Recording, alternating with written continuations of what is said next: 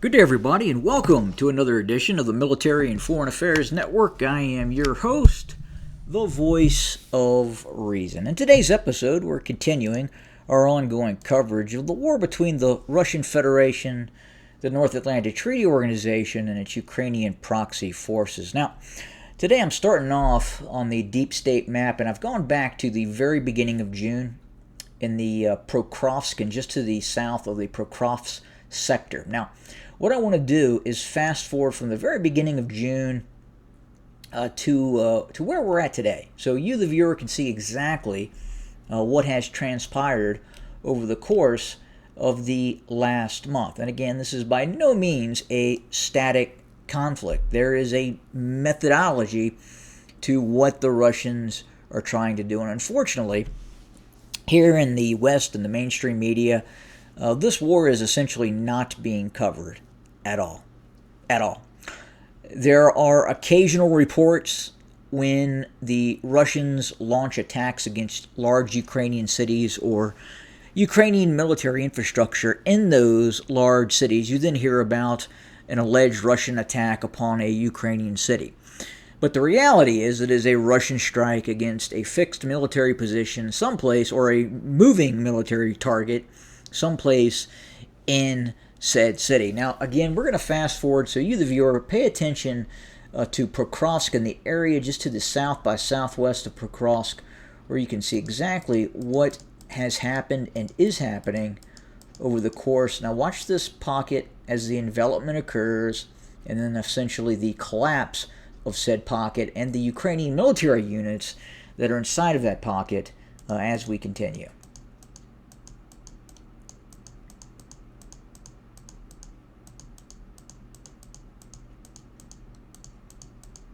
And there you have it.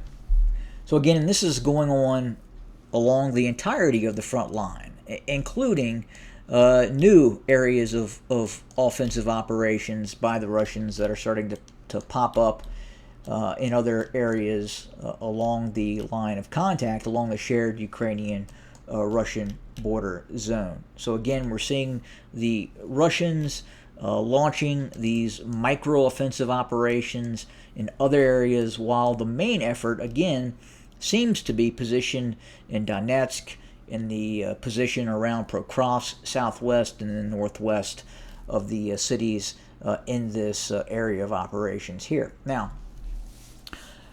we're getting reports that the Russian military capacity in terms of building tanks continues to increase.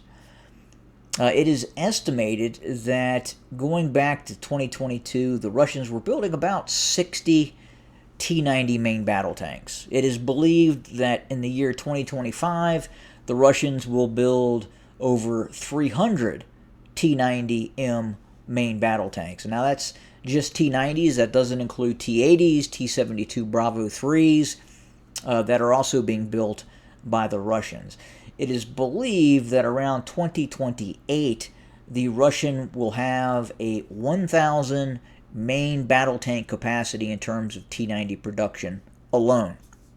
And that Russian tank production could exceed, not too far after that, up to 3,000 main battle tanks per year. And that is continuing to grow. Now, another area that is continuing to grow for Russian forces is its drone capacity. The Russians are building, quite literally, tens of thousands of these small kamikaze attack drones. So this is the future. This is kind of where we're at now.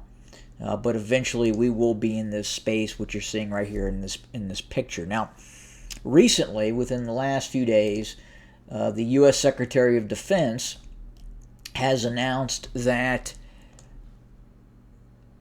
he wishes to see the unrestricted research of drone warfare. He feels the United States, in its capability, and especially its research capability and production capability of these drones, are lagging behind both the Russian Federation and China.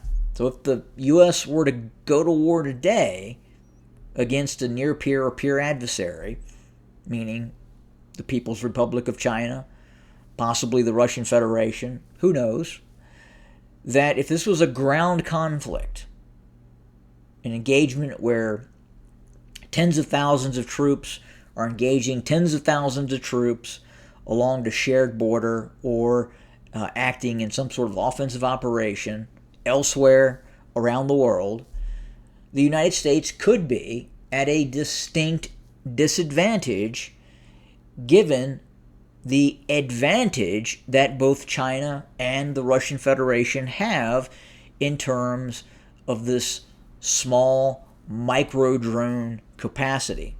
These are these first-person FPV drones that have the ability to, as you've seen in many of the combat footage videos that are out there, attack individual soldiers. They have the ability to attack armored vehicles.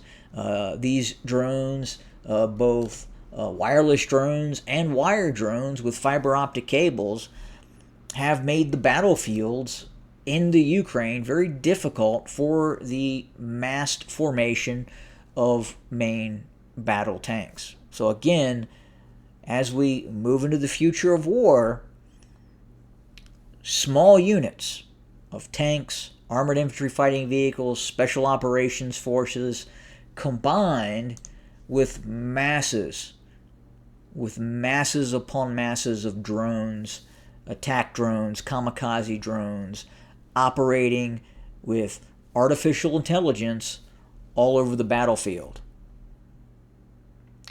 If you are interested in the possible investment in the future of warfare, there are a number of companies out there that you can look at investing in. AVAV is one. Ticker symbol, check it out. Obviously, ESLT, Elbit Systems, that ride has continued for a number of months, or actually probably a number of years now. Again, early on, $90, $100 a share. ESLT is now pushing the neighborhood of Lockheed Martin, which in and of itself, it still has not reached, in my opinion, fair value. But we'll see what happens. But again, AVAV. Again, future of war and where war is heading. There are a lot of startups out there that are going to be getting funding, especially with drone capability. And again, what we're going to see is this drone capability merging with artificial intelligence, merging with these smart, computerized, autonomous attack drones, meaning they launch themselves, they take to the air, they then maneuver towards the front line, and then they have the ability to identify friendly and enemy contacts and then engage those forces. That is the future of war. Now, electronic warfare. There are several electronic warfare companies that are out there that are worth watching. Maybe I'll get into those in a later piece of content. But it will be this constant war between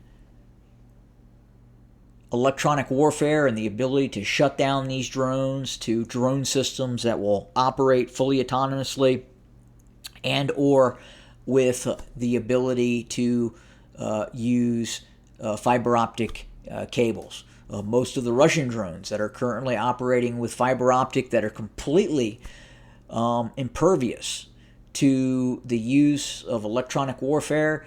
These drones have a range of about 10 to 15 kilometers. So that's their fiber optic cable spool that they have.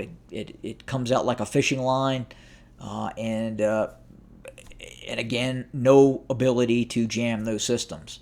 If you go around the battlefield, you can see soldiers walking around the battlefield, and it looks like they're walking through fields of spider webs with all the fiber optic cable that has been left from these attack drones that are now being used. War is changing. It is changing rapidly, and where we're heading and where we're going, we really don't know.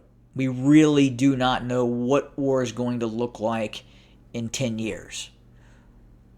We really don't.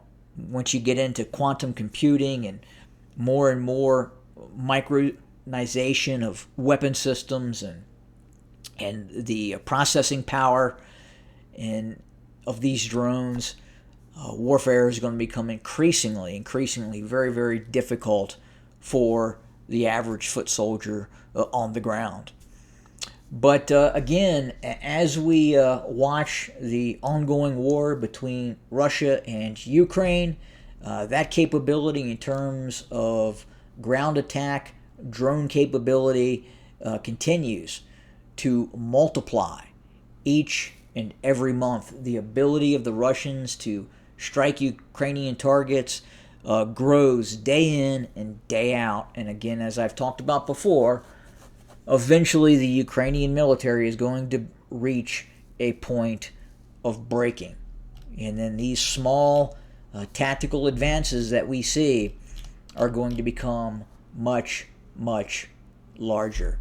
And as the war continues, as the media is desensitized to the intensity of these conflicts, we're going to see more conflicts. We're going to see the unbridled use of weapon systems that, against targets throughout the theater of operations, we probably would not have seen just a couple of years ago, in terms of what those weapon systems could possibly target.